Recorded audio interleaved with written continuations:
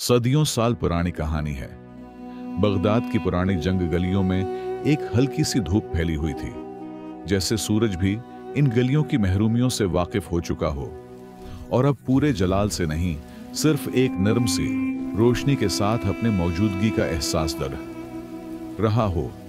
गली के एक किनारे से एक दरवीश आहिस्ता आहिस्ता कदम रखता हुआ गुजर रहा था, जिसके कंधे पर एक पुराना थैला और चेहरे पर निहायत सादा और पुरस्कौन तासरात थे। लोग उसे भोला दरवीश कहकर पुकारते थे, क्योंकि ये हमेशा खामोश रहता, किसी के झगड़े में न पड़ता, और अगर कोई उसे बरा भला के भी देता तो बस मुस्कुराकर कहता, अल्लाह तुम्हें आसानी दे। वो बगदाद की कई गलियों से होता हुआ एक मशहूर मिठाई की दुकान के सामने जा रहा है, जहां अक्सर उसे मिठाई की खुशबू अपनी तरफ खींचती थी। लेकिन जब मैं एक दाने के भी पैसे न होने के सबब वो सिर्फ बाहर से खुशबू सौंग कर आगे निकल जाता। दुकान पर बैठा जाहिद नामे मिठाई फरोश इज कुछ बदले बदले मोड में था। उसने जैसे ही दरवीश को देखा, उसने अपने होंठों पर तंजिया मुस्कुराहट फैलाई और कहा, इज फिर मुफ्त की उम्मीद है दरवीश, या फिर कोई ख्वाब बेचने आए हो? दरवीश ने बगैर शर्मिंदगी के नरमी से जवाब दिया, ना मैं ख्वाब बेचने आया हूं और ना दुआ मांगने, बस अल्लाह के नाम पर कुछ दे दो हो सकता है। तुम्हारी दी हुई मिठास मेरे अंदर के किसी तलख सवाल को मिटा दे जाहिद, जो अंदर ही अंदर कई दिनों से दरवीश से नफरत बाल रहा था, क्योंकि लोगों ने उसे इज्जतदार कहने की बजाय दरवीश को समझदार कहना शुरू कर दिया था। उसने जल्दी से पलट में थोड़ी सी मिठाई दरवीश की तरफ बढ़ाई और बड़े खुलूस अंदाज में कहा, लो दरवीश, ये तुम्हारे लिए खास मिठाई है, ऐसी मिठाई जो तुम्हें दुनिया की असल हकीकत दिखा देगी। दरवीश ने मुस्कुराकर दोनों हाथ ऐसे आगे किए जैसे कोई सिक्का कबूल कर रहा हो। उसने आहिस्ता से कहा, अल्लाह तुम्हें उसके बदले वो दे जो तुम दिल से चाहते हो। उसने मिठाई थैले में रखी और शुक्रिया अदा करके आगे बढ़ गया, मगर उसे मालूम नहीं था कि जिस मिठाई को वो नेकी समझकर कबूल कर रहा है, इसमें जहर शामिल है, और वो जहर किसी जिस्म को मारने से पहले नियतों की आजमाइश का सबब बनेगा। जाहिद उसे जाता देखता रहा। उसकी आंखों में एक वहशी तस्कीन थी और दिल में यह ख्याल था कि अब बगदाद के लोगों की हमदर्दी का चिराग बुझ जाएगा। लेकिन किस्मत की मिठास जहर से कहीं गुना ज्यादा गहरी होती है। गली का दूसरा मोड़ मड़ते ही दरवीश एक पुराने दरख्त के साए तले बैठ गया, जहां बाबा हमाद अपने छोटे मुटकों के साथ बैठा हुआ था। जब बाबा हमाद ने दरवीश के हाथ में मिठाई देखी तो उसके चेहरे पर हैरत भरी, जैसे किसी नायाब चीज को एक आम इंसान के हाथ में देख लिया हो। उसने फौरन पूछा, उज मिठाई कहां से आ गई है तुम्हारे पास? दरवीश ने हंसते हुए जवाब दिया, बाबा जी शहर के सबसे मगरूर मिठाई वाले जाहिद ने दी है। उसने कहा कि ये खास मेरे लिए है। बाबा हमाद का चेहरा अचानक संजीदा हो गया। उसने आहिस्ता से कहा, क्या वही मिठाई जो अमीर लोगों के लिए होती है? दरवीश ने मासूमियत से सिर हिलाया और कहा, हाँ, बिल्कुल वैसे ही जैसे शाही दावतों में मिलती है। बाबा हमाद की आंखों में फिक्र की परछाइयां अभर आई। दरवीश अब परेशान होने लगा। उसने फौरन पूछा, बाबा जी खैरियत तो है ना? ये सब क्या हो रहा है? बाबा हमाद ने एक ठंडी सांस ली और कहा, बेटा, मैं कुछ दिन से जाहिद के रवैये को देख रहा हूं। इसके चेहरे पर कुछ और दिल में कुछ और उज। तुम्हें वो कुछ ज्यादा ही मोहब्बत से मिठाई दे बैठा है, उसलिए मेरा दिल घबरा गया। दरवीश खामोश हो गया। उसकी आंखों में अब वो मुस्कुराहट नहीं थी जो चंद लम्हे पहले मिठाई पाकर उभरी थी, बल्कि एक अनजाने उलझन का अक्स था। बाबा हमाद ने फौरी तौर पर यूसुफ हकीम को बुलाया, जो न सिर्फ हिकमत में माहिर था बल्कि शहर के अक्लमंदों में शुमार होता था। उसने मिठाई को गौर से देखा, खुशबू सौंघी और उसकी आजमाइश करनी शुरू कर दी। कुछ देर बाद उसने घबराते हुए कहा, यह मामूली मिठाई नहीं है, उसमें देर से असर करने वाला जहर शामिल है। ऐसा जहर जो इंसान को फौरा नहीं मारता, बल्कि चंद दिनों में अंदर ही अंदर गुलाना शुरू करता है।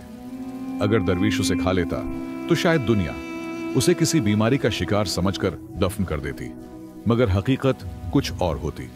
ये कहते ही यूसुफ हकीम वहां से चला गया। हकीम की बातें सुनकर दरवीश की ऊँखें ना हो गई। उसने आसमान की तरफ देखा और फौरा कहा, या अल्लाह, तो ही बेहतर जानता है कि मैंने उस तक किसी का दिल नहीं दिखाया, फिर क्यों लोग मेरी जान के दर पर वार कर रहे हैं। बाबा हमाद ने उसे तसल्ली दी और कहा, बेटा, कभी कभी नेकी दुश्मनों को भी पैदा कर देती है। तुम्हारी खामोशी, तुम्हारे दुआ शायद किसी के गुरूर के लिए नाकाबिल बर्दाश्त बन गई। दरवीश ने मिठाई की तरफ देखा और एहस्ता से कहा, मैंने उसमें अल्लाह की रिजा ढूंढी थी, मगर इस जाहिद ने इसमें अपना जहर छिपा दिया। अब देखते हैं कि अल्लाह किसका फैसला करता है, दरवीश का या मिठाई वाले का। दरवीश खामोश था। उसकी ये खामोशी इसके चेहरे से साफ जाहिर हो रही थी, जैसे दिल की गहराइयों में कोई ऐसा सवाल जाग उठा हो जिसका जवाब सिर्फ वक्त के पर्दे में छिपा हो। बाबा हमाद ने वो जहरीली मिठाई अपने पास महफूज की और दरवीश से कहा कि उस बात को शहर में फैलाने से पहले हमें खुद जाहिद से बात करनी चाहिए। मगर दरवीश ने फौरा इनकार कर दिया और धीमी आवाज में कहा, नहीं, अगर मैं भी उसकी तरह इल्जाम लगा दूं तो फिर उसमें और मुझ में क्या फर्क रहेगा। मैं चाहता हूं कि सच खुद बेनकाब हो, जैसे सूरज बादलों से निकलकर खुद सामने होता है। अगली सुबह बगदाद के मशहूर ताजिर की महफिल सनी, जहां शहर के बड़े ताजिर हों, हकीमों, काजियों का इज्तिमा था। जाहिद भी उस महफिल में मौजूद था, जो हर होने वाले को मुस्कुराकर मिठाई पेश कर रहा था, बिल्कुल वैसे ही मिठाई जो उसने दरवीश को दी थी।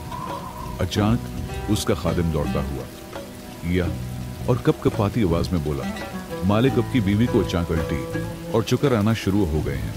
हकीम, फौरा बुलाना पड़ेगा। जाहिद ने अपनी आंखों के सामने अंधेरा सा महसूस किया, जैसे किसी ने उसके अंदर की रूह को झंझोड़ दिया हो। वो दौड़ा, मगर लोगों की नजरें उस पर जम गई, क्योंकि उसका रंग फिक हो चुका था और हाथों की लर्जिश उसकी घबराहट को बेनकाब कर रही थी। हकीम यूसुफ, जो महफिल में मौजूद था, उसके साथ उसके घर पहुंचा और जब उसकी बीवी की हालत देखी तो फौरा पहचान लिया कि ये वही जहर है जो मिठाई में पाया गया था। उसने जाहिद को भूलकर कहा, ये वही जहर है जो तुमने दरवीश को खुलाना चाहा, मगर कुदरत ने उसे बचा लिया और तुम्हारे अपने घर को आईना बना दिया। जाहिद फौरा जमीन पर बैठ गया और रोते हुए बोला, नहीं, ये मेरे साथ क्या हो रहा है? मैं तो सिर्फ उसे खत्म करना चाहता था, ताकि लोग उसे न सुने, उसे न देखें। उसकी आवाज में वो गुरूर टूट चुका था जो कई सालों से उसके लहजे की ज़ैनब था। लेकिन अब ये सिर्फ एक हारा हुआ इंसान था जो अपने ही साजिश के जहर में जल रहा था। बगदाद के आसमान पर शाम की अजान गूंजने लगी थी और ऐसा महसूस होता था कि जैसे अल्लाह खुद ये गवाही दे रहा हो कि सच्चाई चाहे कितनी ही सादा क्यों ना हो, हमेशा झूठ की जहरीली चालों पर गालिब होती है। जाहिद अब अपने पछतावे में चल रहा था। उसकी बीवी हकीम यूसुफ के इलाज से अल्लाह के करम से बच तो गई, लेकिन जाहिद की आंखों से नींद और दिल से गुरूर हमेशा के लिए रुखसत हो चुका था। 3 रातें वो जागता रहा। दरवीश का चेहरा, उसकी सादगी और उसका शुक्रिया अदा करना बार बार उसकी आंखों में अभरता रहा और दिल पर ऐसा बोझ बन गया जैसे मिठाई ने उसकी रूह पर स्याही मल दी हो।